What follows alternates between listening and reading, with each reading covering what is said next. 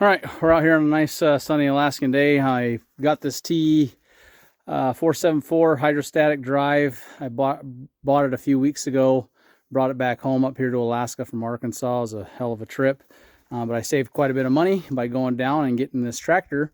But unfortunately, it did not come with a third function kit, which I desperately want to run my grapple that's sitting over there in the yard right now. So I couldn't really find a great video of how to install this on this particular model of tractor, so I'm going to do my best to show you guys what I'm doing, and I'll have to probably break it down into a couple pieces and then stitch it back together because I'm all by myself. But at any rate, what I first did is I took out that third bolt that goes on the top, just behind the loader here. You can see it, and I came up and removed that bolt right there and just kind of loosely mounted my hydraulic lines. They're just kind of in here. That bolt's not real tight. They're just here hanging out right now while I get the rest of the kit ready. The next thing that I'm going to come and do is this is down behind the front tire. You can see the oil filter there. There's two bolt holes, and then this is for the solenoid bracket. So I'm going to put this up here, get the solenoid bracket screwed in, and then I will drop the bottom off of the installed solenoid and install the solenoid that it came with, along with a little port. All right, it comes with a little hydraulic valve right here that's got to go in there. All right, and when I take it apart, I'll put this in there. I'll show how that goes in. It's pretty easy. But yeah, look at this, just perfect. Got a mosquito flying around already. It's not even May yet. Welcome to Alaska. Anyway, yeah, let me get this thing screwed down. I'll show you where that goes, and then I'll take the other piece off and we'll get them together. All right, I got my catch pan down under there. I'm going to drop this valve out. I got the screws kind of loose, and then I'm going to put my new valve in. Let me get my box so I don't get it covered in dirt. This valve has two sides to it. They call it an A3 and a B3 valve. The important part to note is this little nut or Allen head faces forward when you take it out. So when I drop it, it's going to make a big mess. And I got my little valve right here, my little, and it's got a fat end and a skinny end, and the skinny end should go up into there, and then this will go up on the top of it. And then I've got my four screws already ready, sitting over here by my camera.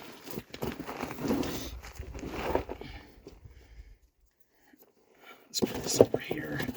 It's not like a big hot mess. The joys of working on your own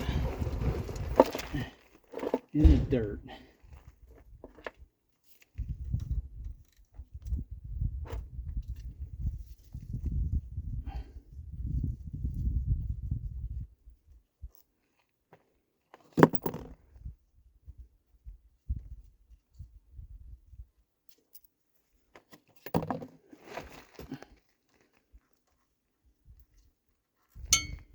All right, we got that. We're going to drop this off here. Fluid's coming out, as you can see. There's a hole up in there. Skinny end first goes in. Then we're going to slap this up onto there and bolt it back down.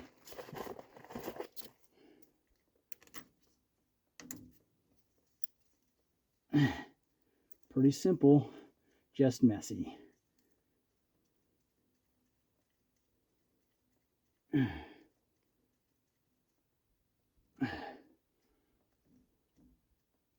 Okay, got that one in.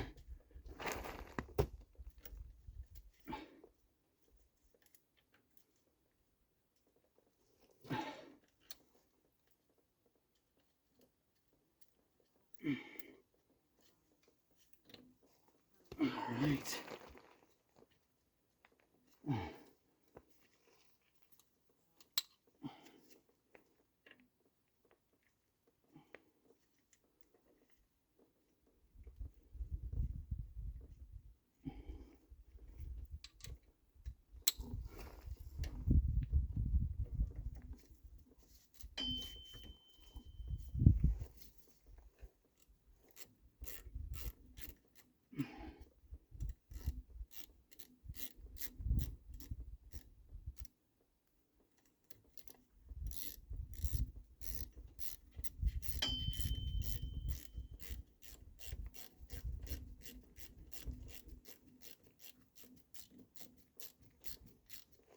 All right.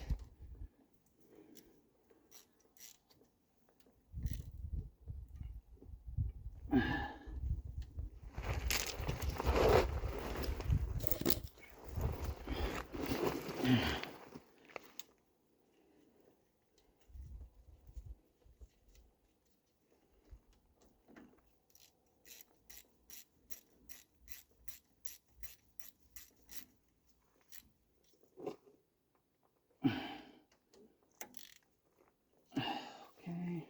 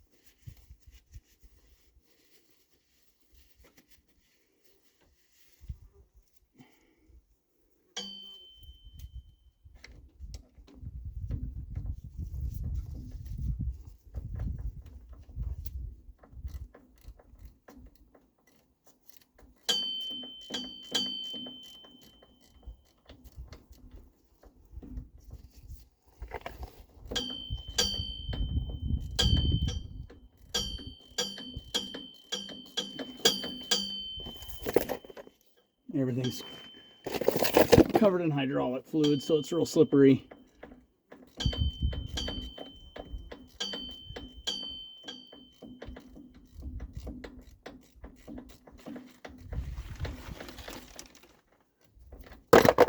Oh, that's right where I wanted that. That's perfect.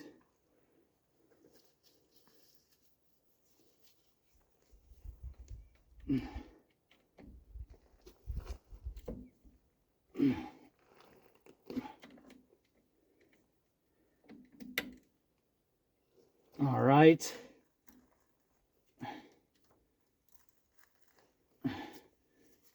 Perfect. That's German torqued, good and tight. Our valve's installed. Now we just got to come back and take out the bottom and put our banjo fittings in. I'll come in here with this after I'm done and spray it with a bunch of brake cleaner and get it all cleaned out of here. But there we have it.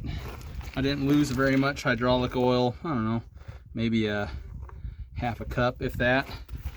So not a whole ton. Perfect. All right.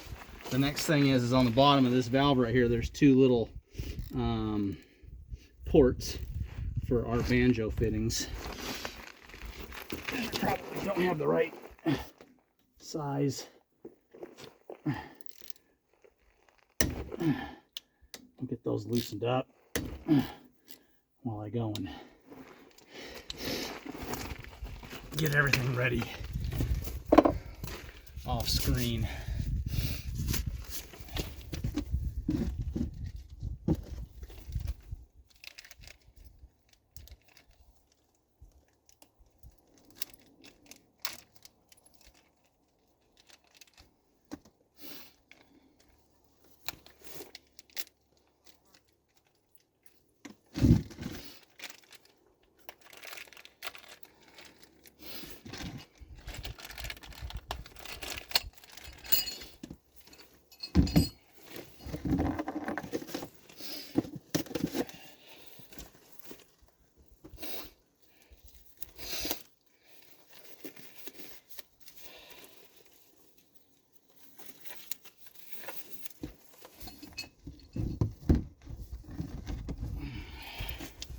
All right, we got our two little elbow pipes, our banjo bolts with their respective washers.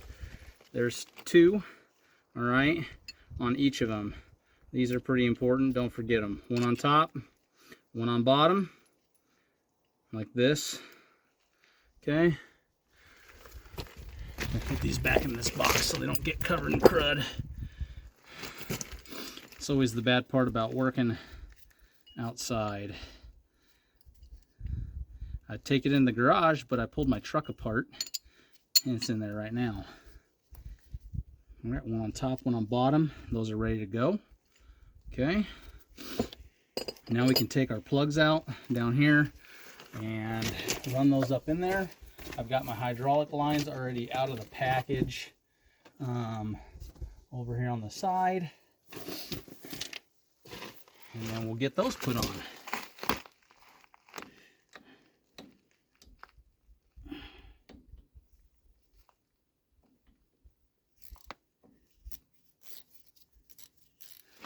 Bring my catch pan back so I have a place to drop my wrench into. And it just occurred to me that I don't have the right wrench to tighten this banjo bolts down, but we'll run them in snug with my fingers, and then I'll go get the right wrench.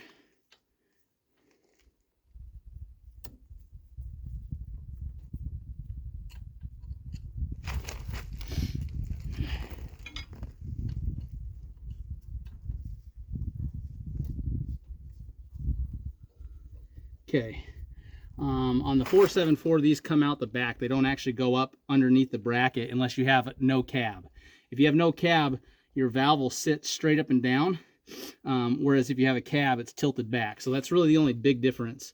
Is the no cab model, this valve will go down, and these lines will actually come up behind this bracket, kind of right here, where this little arm sticks out. And that's the only thing you probably need to pay attention for if you have a cab versus no cab. And then we'll have to pause this so I can dig up under here and find these electrical connectors and you're not watching me jump around like an idiot.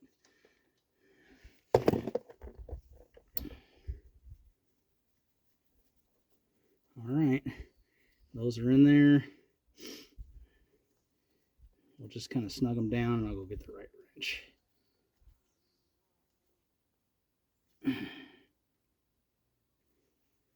Or socket, whatever.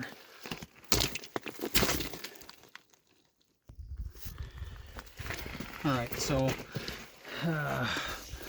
to tighten these banjo bolts up, I got my ratchet here. It's a 22 millimeter. Just tighten them up nice and snug. Okay.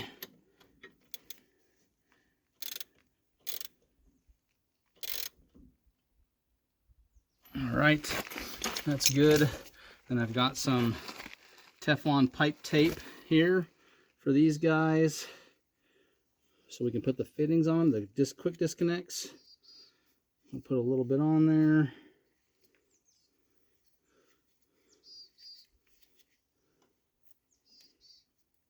Just be real careful you don't get any down inside the hole. Probably could do this beforehand too if you really wanted to.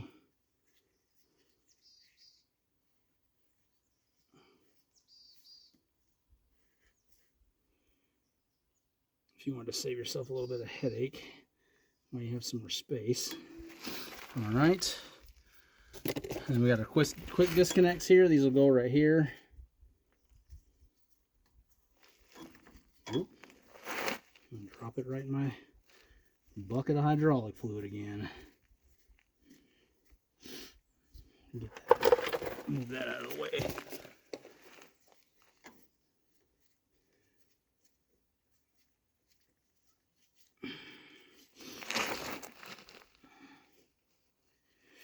So these guys are unfortunately metric. The bottom, the elbow pipe is a 7/8, but the top end is metric, and I don't have the right metric wrench. I'm out of the big ones. So we got us an adjustable. So I can't tell you what size it is, but the bottom is 7/8 on the elbow pipe. The top end is an adjustable wrench. We'll get those snapped down.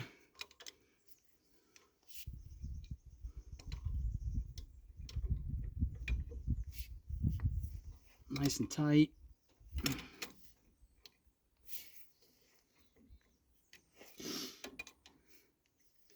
And if we need to, we'll come back in here later and give them another half a turn or so. If we find out it's needing it.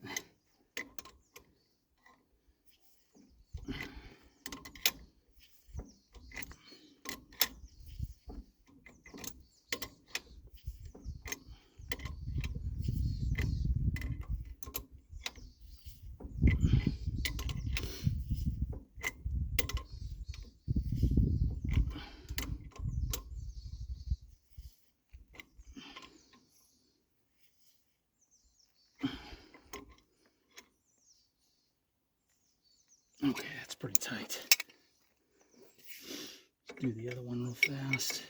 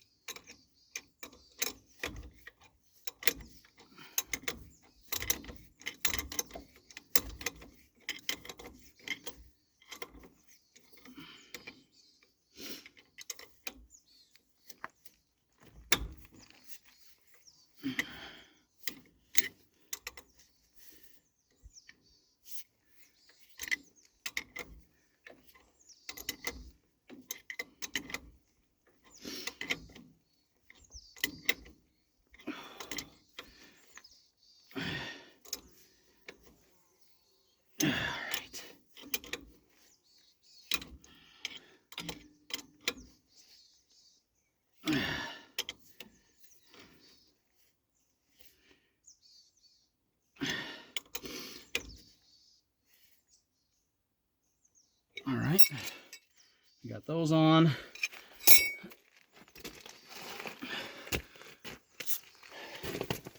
We got our hydraulic lines sitting right here. I'm gonna drape those over for now. We'll just leave them dangling right there. I'll plug them in here in a little bit. And then we will work on getting them connected up top. And we'll find the solenoid and hook it up, and I'll show that to you guys when I go dig the wires out. The next thing is we're gonna take these right here and we're gonna tighten them into those fittings. Ooh, that's probably a little close right there. We're gonna take those, tighten them into those fittings, finish routing the hydraulic lines along with the other ones that are already on here. And then after that, it's pretty much in. I mean, it was a pretty simple install, quite honestly. Yeah, last thing I got to do is, again, find the harness where the harness hangs, and then it'll come with your standard tractor fittings like this, but I bought a Bobcat style one because most of your implements will come with a Bobcat style connection, and I'll show you those two. You can get them from Summit Hydraulics, or they sell them from Summit on Amazon as well. And they're way cooler than the ones that come with it. And like I said, most of your implements are going to be Bobcat style, so save you their hassle. Well, that's some pretty exciting news. I thought I was going to have to really go diving in here for the electrical harness, but it's just dangling down in my face. It was actually there while I was working on this thing. I don't know if you could see it from where I had the camera set up, but you got 3 little wires right there, and you got another job right there. And then these are they'll just plug in color to color, and then this guy will go into that guy, and then your harness is marked for your A3 and B3 side, which I think, I'm going off memory here, the front is the A3 and the back is the B3, and then we'll just plug those 2 little plugs in, and then the valve should work. So yeah.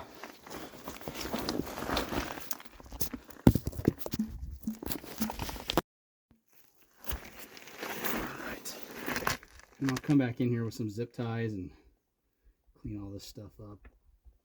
Get it where it's supposed to go. You got a white, a green, and a black. Just push them down in there. They'll make a little pop noise.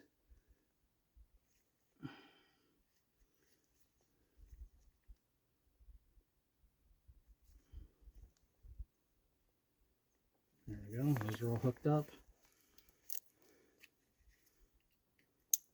Just like so. And like I said, you got an A3 and a B3. I'm pretty confident the back end was the B. Front end was the A. I like when they dummy proof stuff because it makes it so you can't screw it up. They did not do that with this, but it's not a huge deal. We will get it figured out.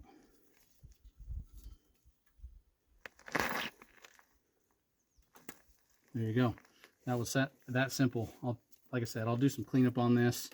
I'll come in here. I might run that over the top. I'm going to run that over the top of these two hydraulic lines so it's not dangling down below them. Here we go. Now I'll come in here with a zip tie and I'll pull all this back up together so that it's not crazy everywhere. That's a project here for 10 minutes from now. Okay, easy enough.